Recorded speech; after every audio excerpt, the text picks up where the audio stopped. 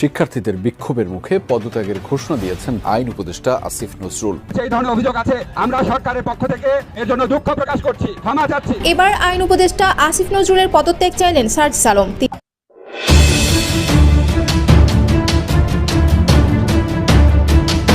উত্তরার মাইলস্টোনে বিমান দুর্ঘটনায় ছাত্রদের তুফের মুখে পদত্যাগ করেছেন অন্তর্বর্তীকালীন সরকারের অন্যতম উপদেষ্টা আসিফ নজরুল। পদত্যাগ করে দেশ ছাড়ার গুঞ্জনও ছড়িয়ে পড়েছে রীতিমতো সারা দেশে। দর্শক, কি করতে চলেছে বিস্তারিত জানতে দেখতে থাকুন। আজকে আমার মতো অনেক মা এখানে কান্না করছে। এই প্রত্যেকটা মায়ের চোখের পানির দাম হাসনাত সার্জিস তোমাদের সবাইকে দেওয়া লাগবে। আইন উপদেষ্টাকে ঘেরাও করে রাখা হয়েছে, একটা ঘরে বন্দি করে রাখা হয়েছিল।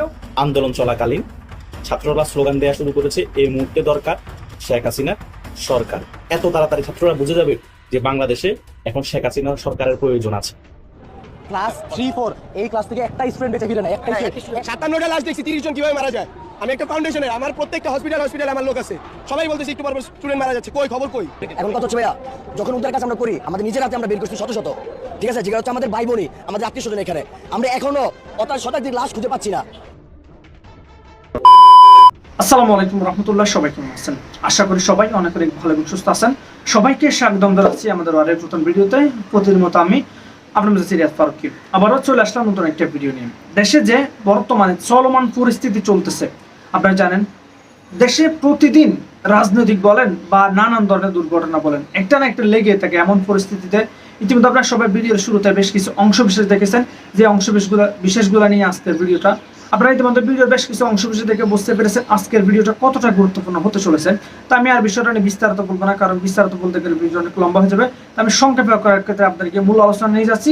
তার আগে আপনার কাছে ছোট্ট একটি অনুরোধ জানাতে চাই, যারা আমাদের ফারুকি অনলাইন ইউটিউব চ্যানেলটিতে এখনো নতুন প্লিজ দয়া করে আমাদের চ্যানেল সাবস্ক্রাইব করে সাথে থাকবেন। যারা ইতিমধ্যে সাবস্ক্রাইব করেছেন তাদের অসংখ্য ধন্যবাদ। দর্শক, আর বেশি কথা না বাড়িয়ে আমরা এখানে ধারাবাহিকভাবে ভিডিওর বাকি অংশগুলো একটু বিস্তারিত দেখে আসবো।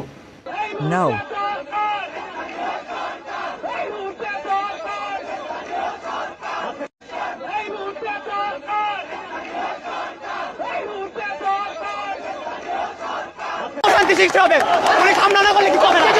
আজকে যদি পুলিশ সেনাবাহিনী যদি ওদের কখন আমরা ওদের বর্জন করবো, পুলিশদের বর্জন করা হবে। যদি শিক্ষা উপদেষ্টার পদত্যাগ না করা হয়, আমরা সবাই টাকা দিলে শেখ হাসিনা আবার বাংলাদেশ আনবো। শেখ হাসিনা ভালো ছিল, এই সরকার যদি যদি এই আন্দোলন এই ছাত্র সমাজের দাবি না মেনে নেয়, তাহলে কি হলো আমাদের দাবি? মাইলস্টোন কলেজের দুর্ঘটনার পর সারা বাংলাদেশ গতকাল থেকে উত্তাল হয়ে আছে। সাধারণ ছাত্ররা দুর্ঘটনা না হলে বুঝতে পারতো না যে আসলে শেখ হাসিনা বাংলাদেশের জন্য কি ছিলেন। সে কারণেই আন্দোলন চলাকালীন ছাত্ররা স্লোগান দেওয়া শুরু করেছে, এই মুহূর্তে দরকার শেখ হাসিনার সরকার। আমি চিন্তা করেছিলাম ছাত্ররা বুঝতে আরো দেরি করবে, কিন্তু এত তাড়াতাড়ি ছাত্ররা বুঝে যাবে যে বাংলাদেশে এখন শেখ হাসিনার সরকারের প্রয়োজন আছে। এই আন্দোলনের মধ্যে সচিবালয়ে যখন ঘেরাও করে, তখন পুলিশ, আর্মি, বিজিবি, র্যাব মিলে আমার ছাত্র ভাইদের উপর হামলা করে। অনেকে গুলিবিদ্ধ হয়, অনেকে আহত হয়, অনেককে নির্মমভাবে পেটানো হয়। এটা কাম্য ছিল না। আসিফ নজরুল এবং শিক্ষা উপদেষ্টা তাদেরকে অবরুদ্ধ করে তোলে। আসিফ নজরুলকে বোতল মারা হয়, জুতা মারা হয়, এটাই তাদের প্রাপ্য ছিল। আসিফ নজরুল এখন 26 লক্ষ ভারতীয় হিসাব দিতে পারে নাই। তিনি বড় বড় লেকচার মারতো, আমি যদি কখনো কোনো মন্ত্রী চেয়ারে বসি উজাড় করে মানুষের সেবা করবে। এটাই মানুষের সেবা? লাশ গুম করা মানুষের সেবা?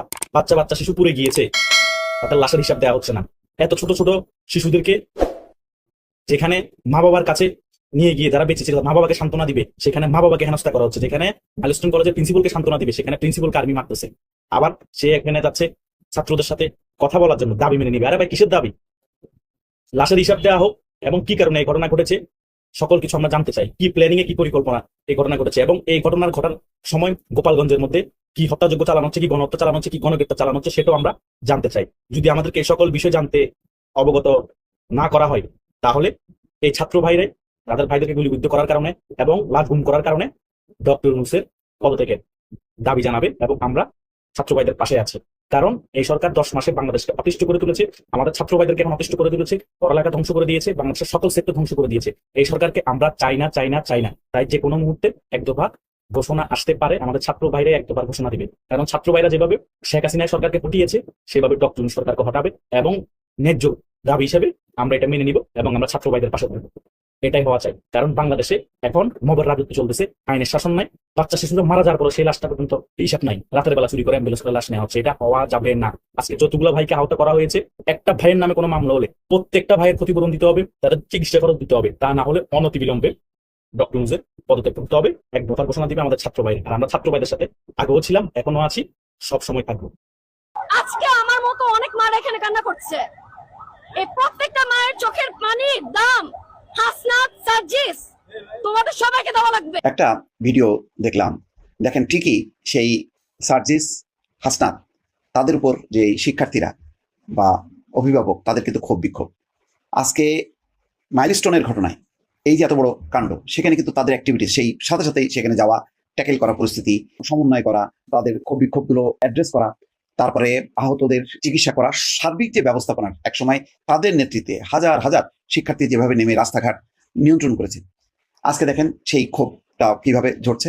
অর্থাৎ তাদের কথা কিন্তু গত জুলাইতে এই মাইলস্টোনের ছেলেরাও কিন্তু রাস্তায় নেমেছে, আন্দোলন করেছে, শেখ হাসিনার পতন ঘটিয়েছে। কিন্তু আজকে কিন্তু তারা নেই। তারা এই যে রাজনৈতিক দল গঠনের নামে রাজপথ থেকে উঠে গেল, শিক্ষার্থীদের কাছ থেকে বিচ্ছিন্ন হলো, এটা যে কত বড় একটা বিপর্যয়। আমি বারবার বলি যে তাদের আরো কয়েক বছর, এই মানে শেখ হাসিনার পতনের পর দেশের একটা পুনর্গঠনের জন্য তাদের আরো 2-3 বছর কাজ করার দরকার ছিল। তারপরে ছাত্র জীবন শেষ হওয়ার পর রাজনৈতিক দল তারা গঠন করতে পারতো এই তরুণদের সমর্থন নিয়ে। কিন্তু চট করে তারা মানে এক ধরনের সরকারের সমর্থন নিয়ে কিংস পার্টির মতন করে দল গঠন করতে গেল এনসিপি।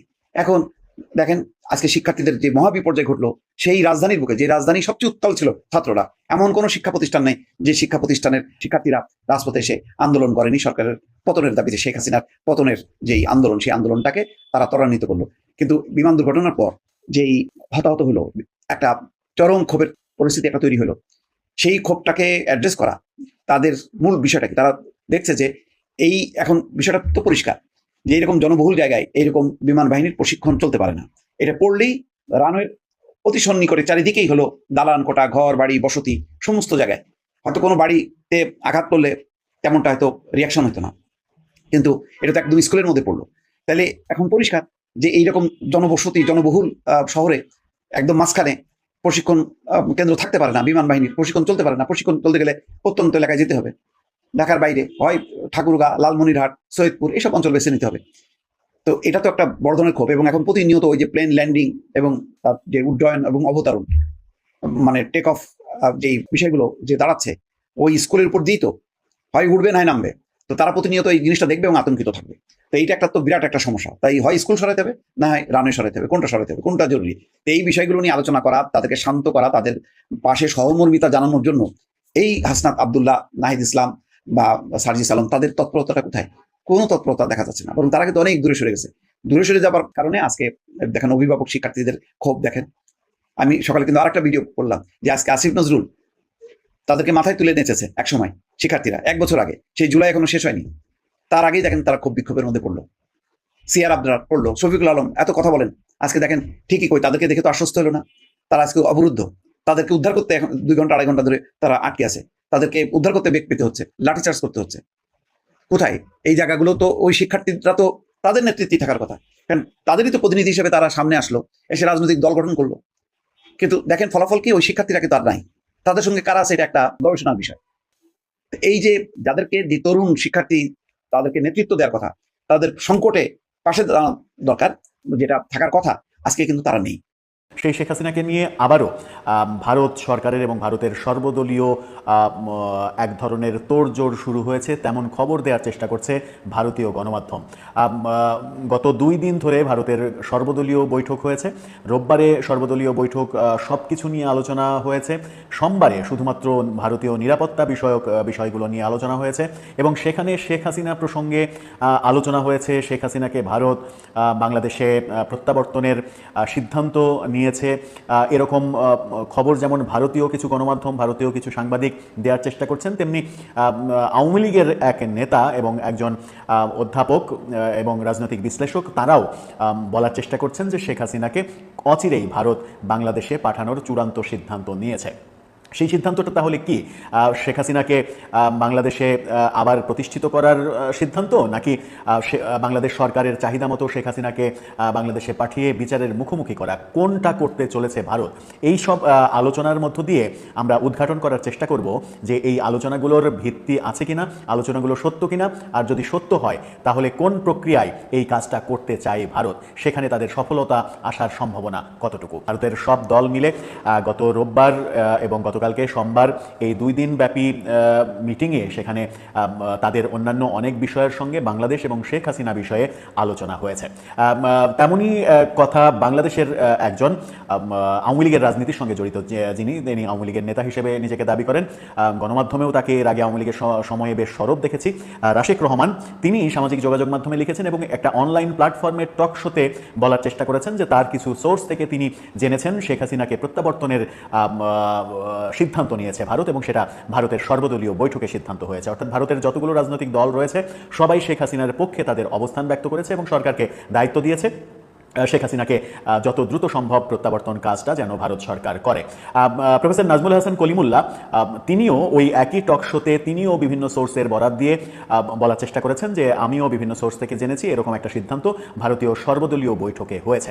এখন প্রশ্ন হচ্ছে যে এই দুজনের কথা, এবং আমরাও বিভিন্নভাবে দেখছি যে ভারতীয় কিছু মিডিয়া এবং ভারতীয় কিছু সাংবাদিক অনলাইনে ইউটিউবে তাদের মতামত যখন প্রকাশ করছেন তখন এই প্রসঙ্গগুলো নিয়ে আলোচনা করছেন, এবং তারাও বলছেন যে ভারতীয় সর্বদলীয় বৈঠকে শেখ হাসিনাকে ফেরানোর ব্যাপারে সবাই একমত হয়েছেন এবং সরকারের উপরে দায়িত্ব দেওয়া হয়েছে শেখ হাসিনাকে প্রত্যাবর্তনের। এখন যদি এই কথাগুলো যদি সত্য হয় তাহলে আলোচনা আসতে পারে যে কোন ভাবে ভারত শেখ হাসিনাকে বাংলাদেশে প্রত্যার্পণের ব্যাপারটা ঘটাবে। ভারত কি এক ধরনের রাষ্ট্রীয় চাপ প্রয়োগ করে কিংবা রাষ্ট্রীয় শক্তি প্রয়োগ করে কিংবা যুদ্ধংদেহী হয়ে এক ধরনের যুদ্ধ বাঁধিয়ে শেখ হাসিনাকে আবার বাংলাদেশে স্টাবলিশ করার চেষ্টা করবে? সেই ক্ষেত্রে বাংলাদেশ এবং ভারতের সম্পর্ক কি যুদ্ধের পর্যায়ে চলে যাবে? দুই দেশ কি যুদ্ধে লিপ্ত হবে? সেরকম আলোচনাও কিন্তু বিভিন্নভাবে বিভিন্ন দিক থেকে শোনা যাচ্ছে। সেই আলোচনাগুলো উস্কানি, গুজব, প্রোপাগান্ডা নাকি সত্য, সেটা হয়তো সময়ই বলে দেবে।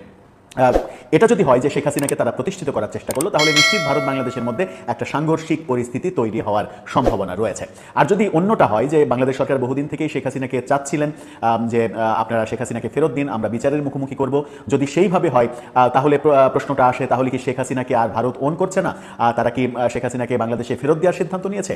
এই দুটো প্রশ্নই কিন্তু পাশাপাশি আসে। কিন্তু যাদের কথা বললাম, যাদের নাম বললাম, পাশাপাশি ভারতীয় বেশ কিছু গণমাধ্যম তারা যেটা বলার চেষ্টা করছে সেটা হচ্ছে যে শেখ হাসিনাকে সেফলি প্রত্যার্পণের যে চেষ্টা, অর্থাৎ শেখ হাসিনা আবার স্বমহিমায় ফিরবেন, বাংলাদেশে তাকে প্রতিষ্ঠিত করা হবে, সেটা রাষ্ট্র ক্ষমতায় প্রতিষ্ঠিত করতে না পারলেও এমনভাবে রাজনৈতিকভাবে প্রতিষ্ঠিত করা হবে যেন তিনি আগের মতো রাজনীতি করতে পারেন, নির্বাচন করতে পারেন, রাজনৈতিক কর্মকাণ্ড চালাতে পারেন, এরকম ব্যাপার স্যাপার তাদের আলোচনায় শোনা যাচ্ছে। আবার ভারতীয় একাধিক গণমাধ্যম এই আলোচনাও করছেন যে সর্বদলীয় বৈঠকে বেশ কিছু আলোচনা হয়েছে। সেই আলোচনার মধ্যে একটা আলোচনা হচ্ছে যে কেউ বলেছেন যে শেখ হাসিনা অলরেডি বাংলাদেশে ফিরে গেছে, সেখানে ভারতীয় নিরাপত্তা বাহিনী তাকে নিরাপত্তা দিচ্ছে, শেখ হাসিনা এখন ভারতে নেই, বাংলাদেশেই অবস্থান করছে, এবং সময় সুযোগ মতো এটা প্রকাশ করা হবে যে তার অবস্থান এখন বাংলাদেশে। আবার আরেকটা আলোচনা হচ্ছে যে না, শেখ হাসিনাকে ফেরত পাঠানো হয়নি, শেখ হাসিনাকে ভারত ফেরত আর পাঠাবে না, শেখ হাসিনা ভারতেই থাকবে। ভারত তলে তলে বিএনপির সঙ্গে একটা সমঝোতা করে ফেলেছে, আগামীতে রাষ্ট্র ক্ষমতায় বিএনপিকে ভারত দেখতে চায় এবং বিএনপির মাধ্যমেই ভারত বাংলাদেশের সঙ্গে কূটনৈতিক সম্পর্ক পুনঃস্থাপন করতে চায়। এই আলোচনার মধ্যে ভারত সরকার নাকি তাদের অবস্থান ব্যক্ত করেছে যে শেখ হাসিনা ভারতের পরম বন্ধু, তাকে কোনোভাবেই তার নিরাপত্তা বিঘ্ন ঘটে, নিরাপত্তা হানি হয় এরকম কোনো সিদ্ধান্ত ভারত সরকার নেয়নি, নেবেও না। এরকম নানা আলোচনা ভারতীয় সাংবাদিকরা, ভারতীয় গণমাধ্যম এবং যে দুইজনের নাম বললাম, আওয়ামী লীগের রাজনীতির সঙ্গে জড়িত নেতা রাশেক রহমান এবং নাজমুল হাসান কলিমুল্লাহ, তারা বিভিন্নভাবে বলার চেষ্টা করছেন। এই যে বলা, এই যে আলোচনা, অনেকদিন পর আবার মানে ভারতের প্রসঙ্গ নিয়ে এসে শেখ হাসিনাকে ফিরিয়ে আনা হবে, শেখ হাসিনা ফিরে আসবেন, ফিরে এসে রাষ্ট্র ক্ষমতায় অধিষ্ঠিত হবেন কিংবা বীর দর্পে আবার আগের মতো করে কার্যক্রম পরিচালনা করবেন, এই আলোচনাটা কিন্তু মাঝখানে থেমে গিয়েছিল। এবং সেই থেমে যাওয়ার প্রেক্ষাপটে আমরা এটাও দেখেছিলাম যে ভারত এবং আমেরিকার মধ্যে সম্পর্কের অবনতি, অর্থাৎ নরেন্দ্র মোদী এবং ডোনাল্ড ট্রাম্পের মধ্যে সম্পর্কের অবনতি, বন্ধুভাবাপন্ন, best friend, my dear friend. Donald Trump নির্বাচিত হওয়ার পরে নরেন্দ্র মোদী যখন প্রথম সাক্ষাৎ করতে গেলেন তখন বাংলাদেশ প্রসঙ্গে সাংবাদিকদের প্রশ্নে ওপেনলি ডোনাল্ড ট্রাম্পকে আমরা বলতে শুনেছি যে বাংলাদেশ প্রসঙ্গটা আমার বন্ধু নরেন্দ্র মোদীর উপরে ছেড়ে দিয়েছি। ক্লাস 3-4 এই ক্লাস থেকে একটা স্টুডেন্ট বেঁচে ফিরে না, একটা 57টা লাশ দেখছি, 30 জন কিভাবে মারা যায়। আমি একটা ফাউন্ডেশনের, আমার প্রত্যেকটা হসপিটাল আমার লোক আছে, সবাই বলতেছে একটু পর স্টুডেন্ট মারা যাচ্ছে, কই খবর কই? এখন কত হচ্ছে ভাইয়া, যখন উদ্ধার কাজ আমরা করি আমাদের নিজের হাতে আমরা বের করছি শত শত, ঠিক আছে, যেগুলো হচ্ছে আমাদের ভাই বোনই, আমাদের আত্মীয় স্বজন এখানে, আমরা এখনো শতাধিক লাশ খুঁজে পাচ্ছি না। আমাদের যখন বলছে ঢাকা মেডিকেল যাওয়ার জন্য লাশের জন্য, সেখানে একটা লাশের ইনফরমেশন ওরা আমরা দিতে পারছে, সেটা হচ্ছে জুনাইদের লাশ দিতে পারছে। জুনাইদের লাশ ব্যক্তিগত ছাড়া এমন কোনো লাশ আমাদের তারা দিতে পারে নাই। এবং যমুনা টিভি যে নিউজগুলো দিচ্ছে সম্পূর্ণ ভুয়া নিউজ দিচ্ছে। আমাদের এলাকায় মারা গেছে 10 জন ছেলে এই পিসের সাইডে, তাহলে আরো বাকিগুলো আছে, ওইগুলো লাশ কোথায় আপনি দেখাই। এই যে একজন আছে, এই যে একজন, এই যে একজন, এই যে একজন, ওরা স্পট ডেট আমাদের এলাকার এই যে 5 জন আপনাদের দেখাইলাম, এবং ওরে কালকে থেকে আমরা খুঁজে পাচ্ছি এখন পর্যন্ত। তাহলে ইনস্ট্যান্টে তো আপনারা 6 জন দেখাতে পারছে, তাহলে বুঝে নেন কত শতাধিক ছেলে বাচ্চা মাসুম শিশু বাচ্চা মারা গেছে। তারা সম্পূর্ণ আমাদের ভুল ইনফরমেশন দিচ্ছে। এবং যারা মিডিয়া সময় আপনার যমুনা টিভি, তারা সম্পূর্ণ ভুয়া নিউজ দিয়ে পুরাই ছড়াচ্ছে। কেন 19 জন বাচ্চা মারা যাচ্ছে, তোদের সামনে তো লাশ শত লাশ আমরা বের করছি। কথা বলি ভাইয়া, আপনারা কি আপনারা একটা কথা বলি আপনাদের, এই যে যেটা বললেন যে না যেটা বললেন যে 29 জনের কথা, আপনার আমার কথা শুনেন, আপনার কথা শুনেন। আপনার কি মনে হয় যে একটা পক্ষে, আমার কথা শুনেন, আমার কথা শুনেন, একটা কক্ষে আপনার 7 জন 10 জন পোলাপান থাকে, আপনার এটা মনে হয়? আপনার ডাইরেক্ট প্রমাণে দেখালাম 5 জনের, ইনস্ট্যান্ট 5 জনের দেখালাম, তাহলে আরো শতাধিক বাচ্চা এখনো নিখোঁজ, যারা আমরা কালকে সারা ঢাকা মেডিকেল থেকে সব মেডিকেল খুঁজছি কিন্তু পাইনি লাশগুলা। তো এই লাশগুলা কোথায়? এবং রাতের 1টার সময়, যেখানে 6টার সময় উদ্ধার কাজ সমাপ্তি করে দিছে, সেখানে রাতের 1টার পর কেন অ্যাম্বুলেন্স ঢুকবে? এখন ঢুকতেছে, তাহলে জবাবটা কি রাত আমাদের কি দিবে? কি মনে হবে অবশ্যই কমেন্ট করে জানাতে পারবেন। এরকম চাঞ্চল্যকর তথ্য সবার আগে পেতে আমাদের চ্যানেল সাবস্ক্রাইব করে সাথে থাকবেন। এতক্ষণ সাথে থাকার জন্য সবাইকে অসংখ্য ধন্যবাদ সবাইকে, ভালো থাকবেন, সুস্থ থাকবেন, আর আমাদের চ্যানেল সাবস্ক্রাইব করে সাথে থাকবেন। ধন্যবাদ সবাইকে। এখন অন্য কোনো ভিডিওতে, আল্লাহ হাফেজ।